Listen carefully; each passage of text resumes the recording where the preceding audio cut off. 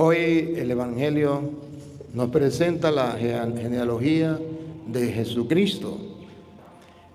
A veces cuando escuchamos todos esos nombres, nosotros nos quedamos aturdidos y decimos, ¿y para qué esos nombres? Ciertamente que esos nombres como tal aburren, pero lo que está detrás de esos nombres es lo que a nosotros nos interesa hoy. Los nombres pues ni nos acordamos y ni los sabemos ni pronunciar, pero detrás de esos nombres que se dan, eso que dice tantas generaciones, 14 generaciones, 14 generaciones, 14 generaciones, detrás de eso hay una lección que Dios nos quiere dar y que hoy debemos tomarla en cuenta. Es el Evangelio de San Mateo, el capítulo 1, del versículo 1 al 17. Ustedes verán que en toda esa lista que se da, Dios nos está dando una lección muy grande. Que Dios se escribe recto con líneas torcidas. Que a pesar de lo que sea, en la época que sea y en las circunstancias que sea, Dios no abandona a su pueblo. Que el pueblo puede pasar por dificultades, puede pasar por tentaciones, puede pasar por pruebas, por momentos de fe, por los momentos que sea, pero Dios lo acompaña y Dios protege a su pueblo y es fiel a su pueblo. Ustedes verán que el versículo 17 viene a decir cuántas generaciones y cómo es lo de las generaciones. El 17 dice: de manera que todas las generaciones, desde Abraham hasta David. Observe, aquí presenta Abraham. ¿Y quién era Abraham? Pues nuestro padre en la fe. Comienza parte desde el hombre de la fe. Observen ustedes que San Mateo se da el lujo, la oportunidad de mostrarnos que Jesucristo viene, porque es la genealogía de Jesucristo, los ascendientes de Jesucristo. Y entonces presenta que viene desde un hombre de fe. Jesucristo viene desde un hombre de fe, Abraham. Ahí comienza todo, con Abraham. Pero desde Abraham va a pasar por momentos distintos, fuertes. Desde Abraham hasta David. Hasta David. Bueno, ya se dan cuenta que aquí choca, porque comienza con Abraham, la primera generación, y la primera generación llega hasta David. ¿Y saben quién fue David? Un hombre pecador. Un hombre que cometió, pues, un pecado grande, no solamente porque estuvo con la mujer de Urías, sino que mató a Urías para tapar el pecado del adulterio. Y ese pecado, pues, cualquier persona puede decir, pero es un gran pecado, ciertamente, pero ¿qué nos dice la Biblia hoy? Que Dios perdonó a David y que eso no lo sacó de la generación de la cual viene Cristo. Traducido al castellano y teológicamente, ¿qué significa? Que nosotros venimos de una herencia de fe que se nos ha dado como el pueblo de Israel. Al pueblo de Israel le dio esa herencia de fe a Abraham. Pero que en esa herencia de fe, ustedes y yo tenemos que pasar como todas las demás personas y como el pueblo de Israel, por una época también de pecado, como David. Como la época de David, de la generación de David. Y que sin embargo, Dios no rechaza a su pueblo. Que Dios está allí y le tiende la mano. Que Dios lo levanta. Que Dios lo toma en cuenta. Que Dios lo perdona. David es el símbolo, sí, del reinado, pero también del pecado. Y las dos cosas se conjugan. Porque Dios es fiel a su palabra y es fiel a sus promesas y es fiel a su pueblo, aunque ustedes y yo le seamos infieles. Él permanece fiel. Pero también la Biblia da testimonio de quién es David. Ciertamente que un hombre pecador registrado quedó. Y se acuerda que llegó el profeta y le dijo que había un hombre que tenía una novillita o un animalito. ¿Una qué? Una ovejita, un animalito. Y otro tenía bastante. Y le llegó un invitado y el que tenía bastante, en vez de agarrar un animalito de los suyos, fue y le quitó al que tenía uno solo y lo mató. David agarró la vestidura y dijo: ese tal debe morir. Y le dijo al profeta: no sea tonto, ese es usted. Y David entonces se da cuenta que ha pecado y David saca ese salmo que dice: misericordia, Señor, por tu bondad, por tu inmensa compasión, borra mi culpa, lava del todo mi delito, limpia mi pecado. Entonces esa es la generación de la que dice San Mateo, de ahí viene el Cristo, de hombres pecadores. Por eso el Papa se la malinterpretaron. Cuando el Papa dijo que por la vena de Jesús corría sangre de pecadores, pues David es pecador, pero de ahí nació el Cristo, lo dice San Mateo. Eso no es invento del Papa, solamente que los enemigos del Papa pues quieren echarle cuchillo. Pero el Papa lo que estaba diciendo era eso, no era otra cosa, que de esa generación viene Cristo, que Dios es fiel a pesar de que nosotros seamos infieles. Pero yo reconozco mi culpa. Y dice, ahí está el secreto. Misericordia, Señor, por tu bondad, por tu inmensa compasión, borra mi culpa, lava del todo mi delito, limpia mi pecado. Aquí está el secreto de David. Pues yo reconozco mi culpa a bárbaro. Eso es lo que hace grandioso a David, grande, memorable a los ojos de Dios, que él reconoce su culpa. Y teológicamente la Biblia nos está diciendo quién no es pecador, y que esté sin pecado que lance la primera piedra. Lo importante es que reconozca su culpa, que se dé cuenta que eso está mal, que no es correcto, que luche contra eso, y Dios te ayuda como lo hizo con David. Yo reconozco mi culpa, tengo siempre presente mi pecado, contra ti solo pequé, cometí la maldad que aborreces. Pero no se queda ahí, no se queda como un pesimista, sin creer en un Dios misericordioso. Cometí la maldad que aborrece. Y dice, en la sentencia tendrás razón. No le quito la razón a Dios. En la sentencia tendrás razón. En el juicio brillará tu rectitud. Mira que en la culpa nací, pecador desde el vientre de mi madre. Mira que en la culpa nací, pecador desde el vientre de mi madre. Y entonces David comienza a mirar su pecado, su miseria, pero también mira la misericordia de Dios. Y en el mismo Salmo dice, si llevaras cuenta de los delitos, Señor, ¿quién podría resistir? Pero de ti procede el perdón y así infunde respeto. O sea, David nos da a nosotros una gran lección, una gran enseñanza. ¿Somos pecadores? Sí. Somos pecadores. Nadie se puede salir de ese saco. Pero reconocemos que hay un Dios misericordioso, reconocemos nuestro pecado y sabemos que ese Dios perdona. Si llevara cuenta de los delitos, ¿quién podía resistir? Pero de ti procede el perdón y así infunde respeto. Así caminamos nosotros. Una generación, ¿recuerda? La primera generación es una generación de fe, de Abraham hasta David. Pero después viene una generación de pecado. Pues su padre David, pecador. Pero sin embargo Dios escribe recto con línea torcida y al final de ahí viene el Cristo. Otra generación de 14. Otro grupo de 14 generaciones la cosa. Desde David, ya lo va a mostrar otra vez. De Abraham.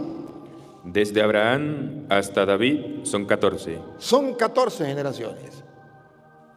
El 7 es la perfección. El 14 pues simboliza las dos de 7. O sea que Dios escribe recto con línea torcida y Dios de lo malo saca cosas buenas. El proyecto de Dios no lo trunca nadie, ni el pecado. Ni el pecado lo trunca el proyecto de Dios, pues viene Cristo a redimirnos de él. Luego, desde David hasta la deportación a Babilonia, 14. Miren que de ese pecador, 14 generaciones. Pero entonces ahí viene la otra.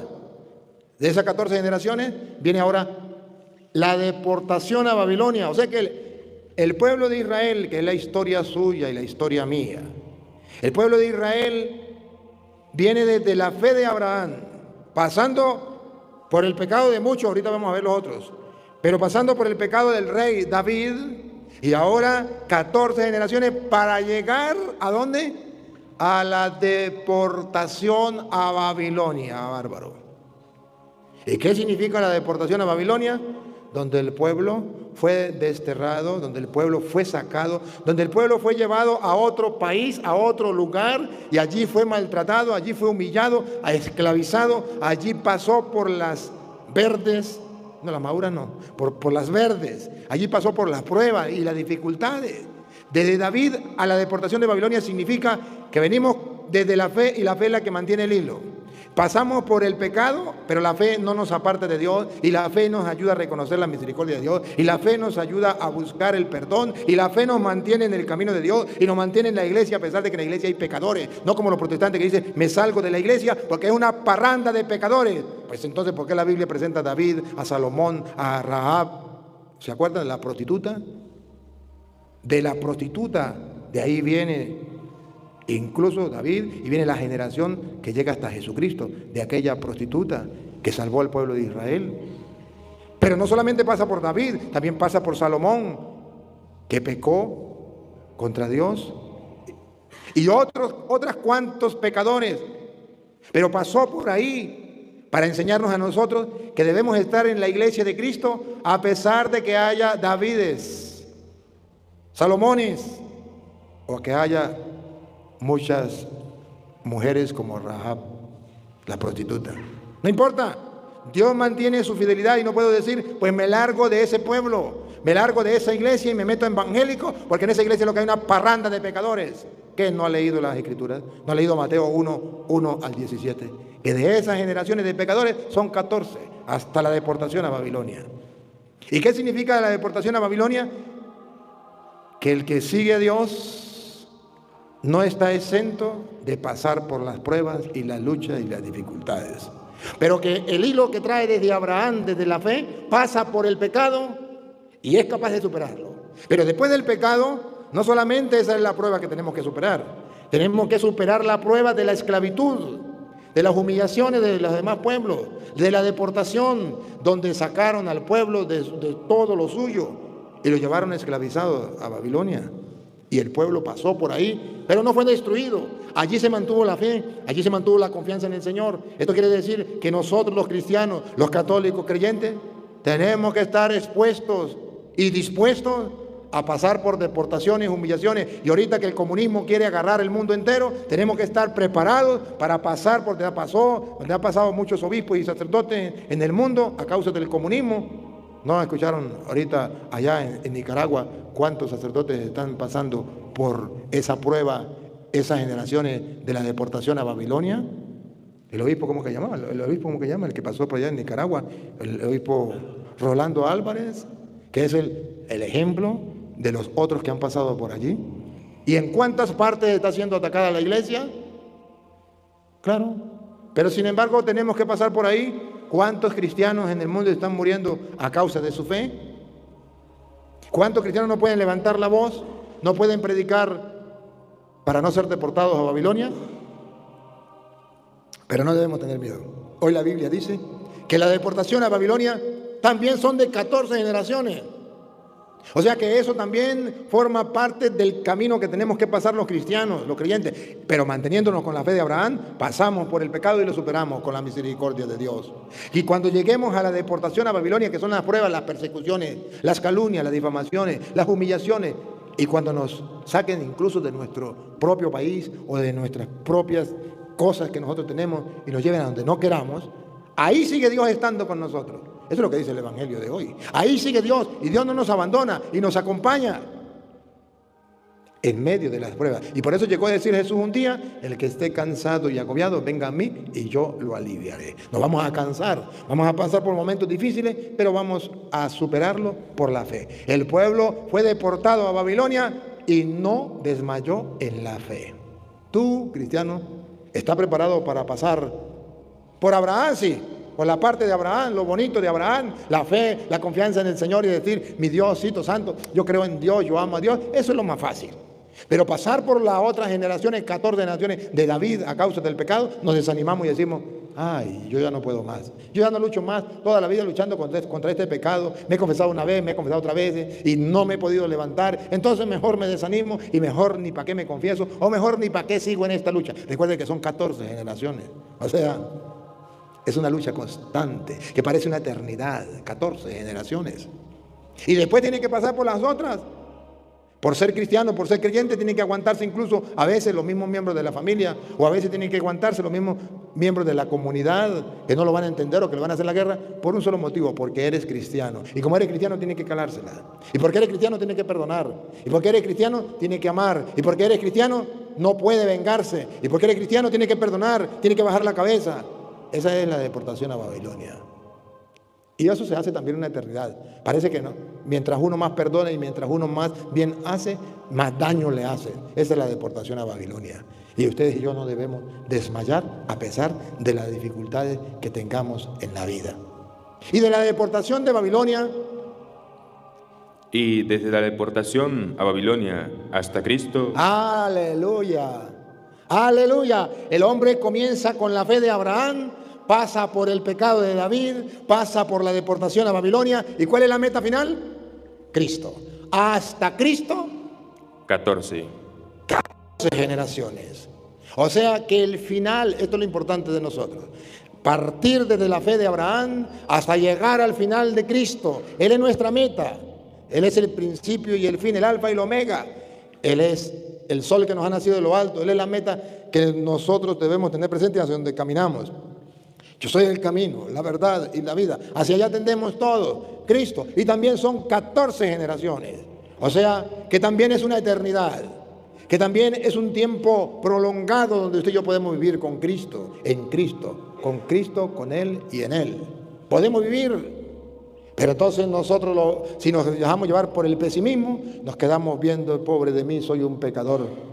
Y por eso Pablo decía, pobre de mí, el bien que quiero hacer no lo hago, el mal que no quiero hacer, eso es lo que hago. Estoy sometido en el pecado, en una carne de pecado. ¿Quién podrá ayudarme?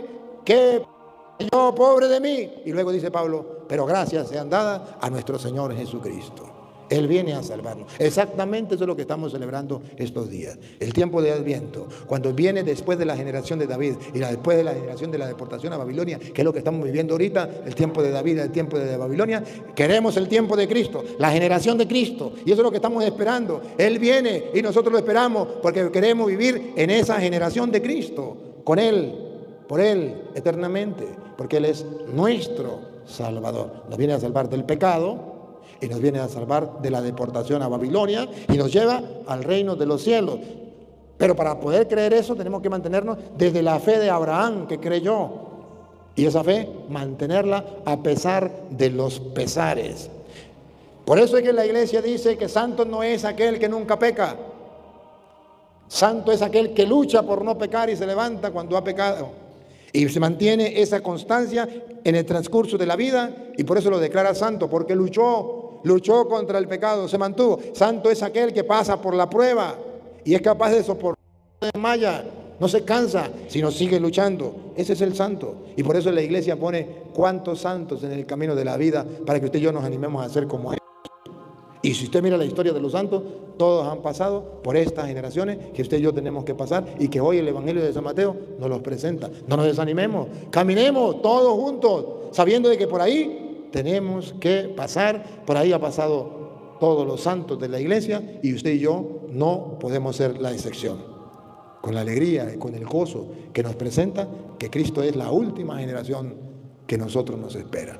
Ahora, la Biblia allá en el Evangelio de San Lucas, versículo 7, nos viene a dar una palabra cuando pasamos por el momento más difícil, que es el momento de David de reconocer nuestro pecado, que es el momento de David de estar en la suciedad, porque nadie puede sentirse bien en el pecado, y no podemos, como el mundo, entonces al caer en el pecado, rechazar a Dios y apartarnos de Dios, como hizo allá Adán cuando pecó, sino al contrario, buscar la misericordia del Señor. Como dice San Lucas 15,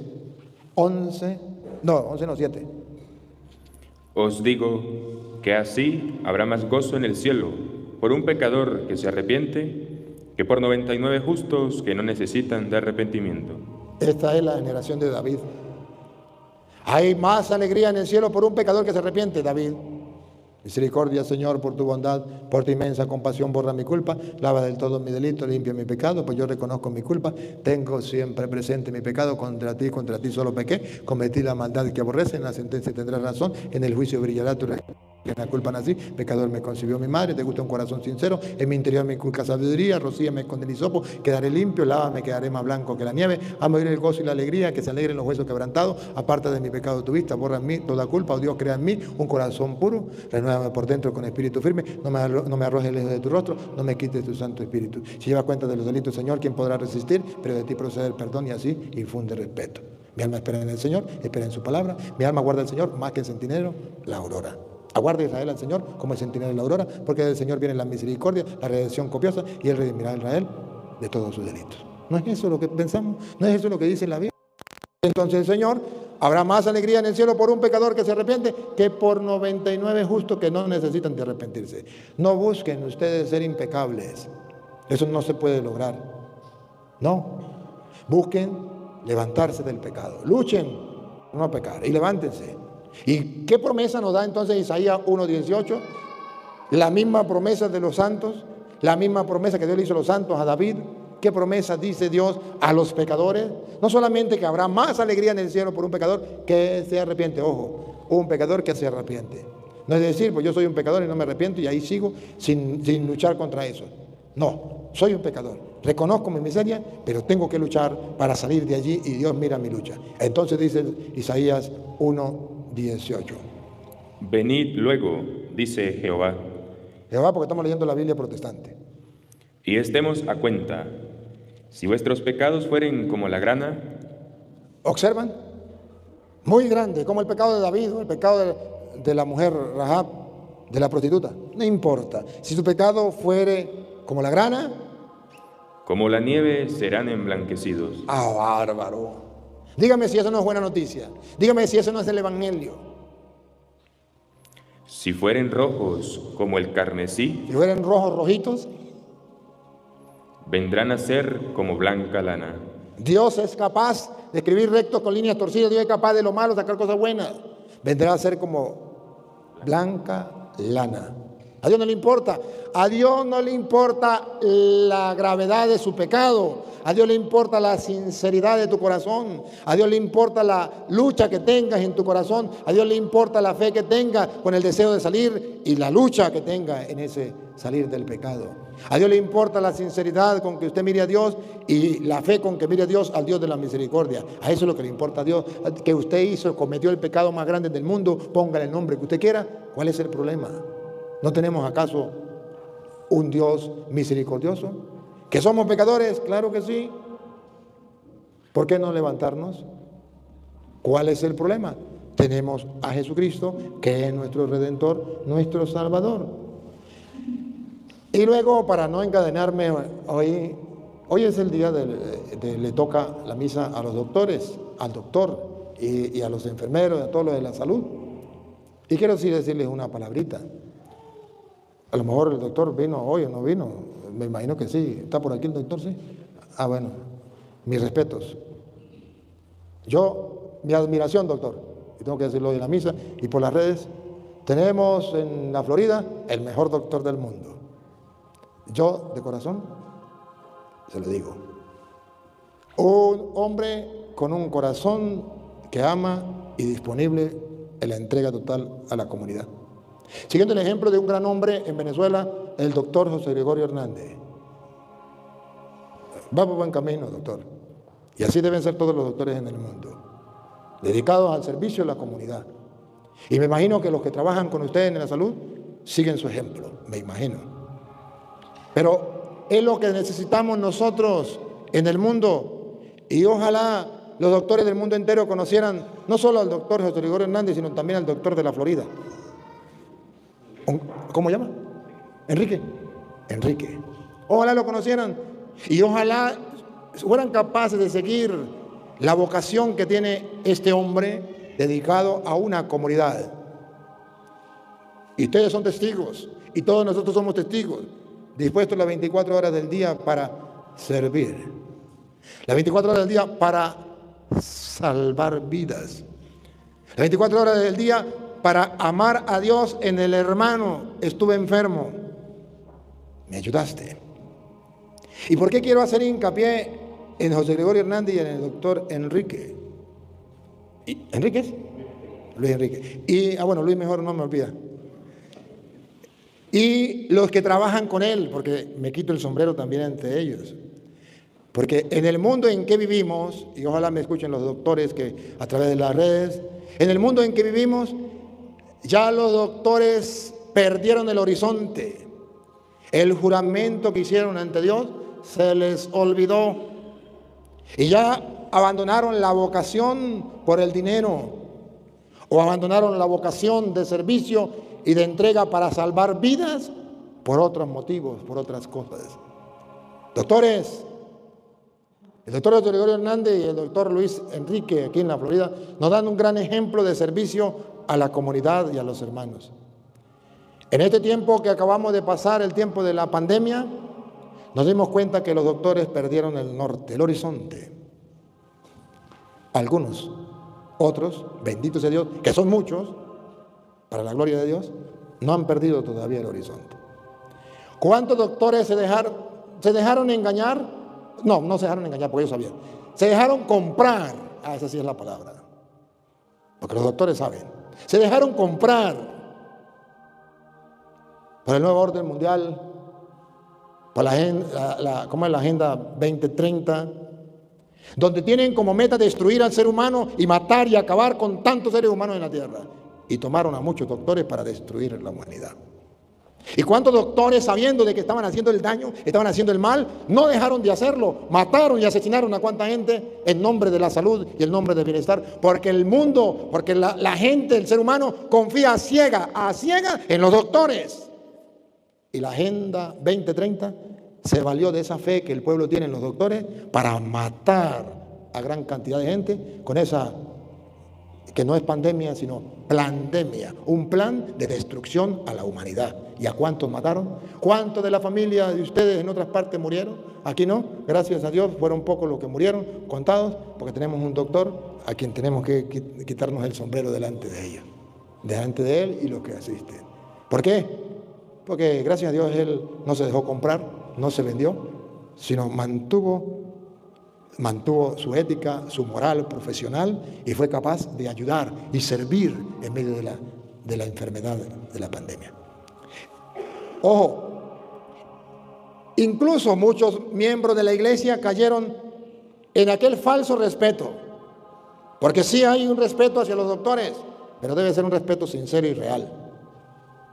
Y ante los doctores que han jurado dar la vida a la humanidad y por ese juramento nos debemos quitar el sombrero ante ellos, pero no quitarnos la cabeza. ¿Y cuántos en la iglesia, en vez de quitarse el sombrero ante los doctores, se quitaron la cabeza, dejaron de pensar? Y lo que digan los doctores, y los doctores dicen que hay que matar a este, hay que matarlo. No, así no es.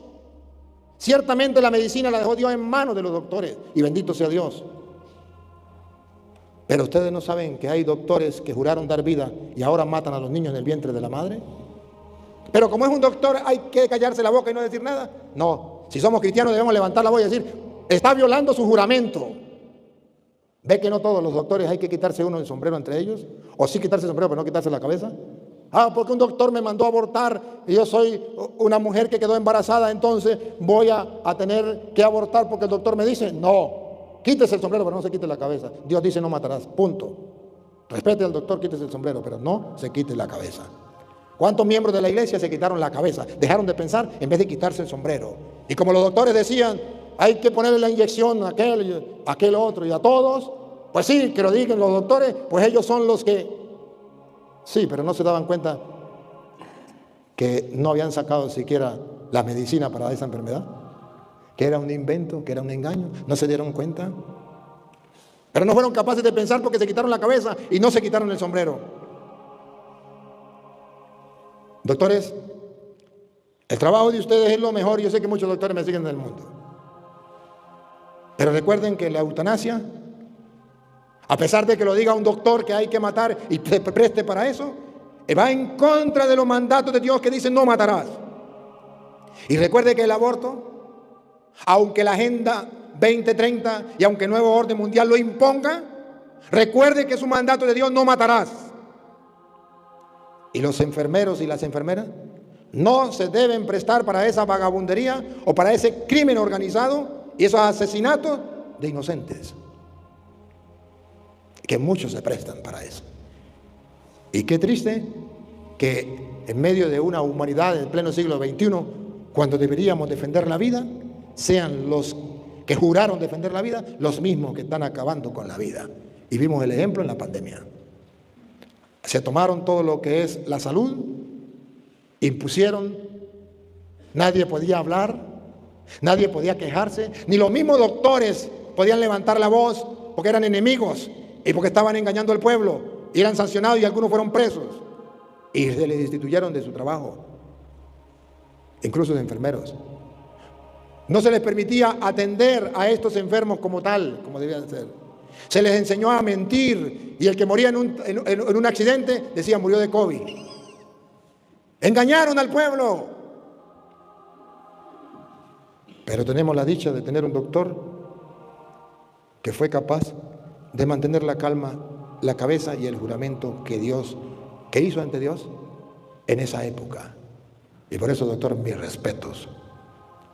Y como sacerdote de Dios Altísimo, mi admiración y mi bendición para ti y todos los que trabajan contigo. Y para todos los doctores en el mundo que defendieron la vida y que siguen defendiendo la vida a costa de lo que sea.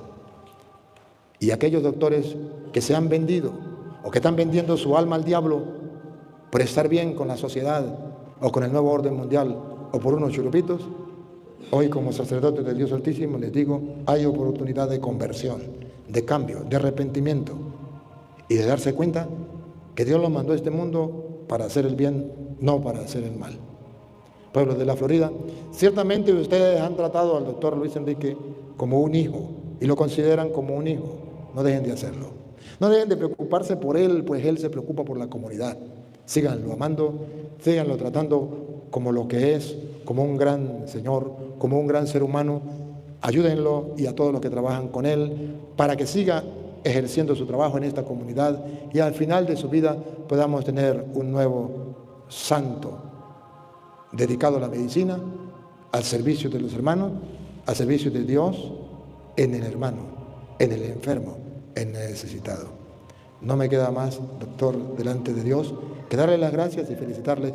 Y en él, a todos los doctores en el mundo, en cualquier rincón del mundo, como también lo es la Florida, o a todos los doctores en cualquier parte donde se encuentren que están puestos a defender la vida. Para ellos, mi respeto, me quito el sombrero y les ofrezco un aplauso para ellos. Démosle un fuerte aplauso a los doctores que sirven con alegría y con gozo. A los enfermeros que se trasnochan sirviendo a los enfermos. Más fuerte ese aplauso. Ustedes lo merecen. A veces no se les premia, a veces no se les dice lo que ustedes hacen, no se les valora. Pero ustedes valen mucho para nosotros. Gracias. Mil gracias. Que Dios les ayude a seguir en ese caminar y así alcancen la santidad. Amén.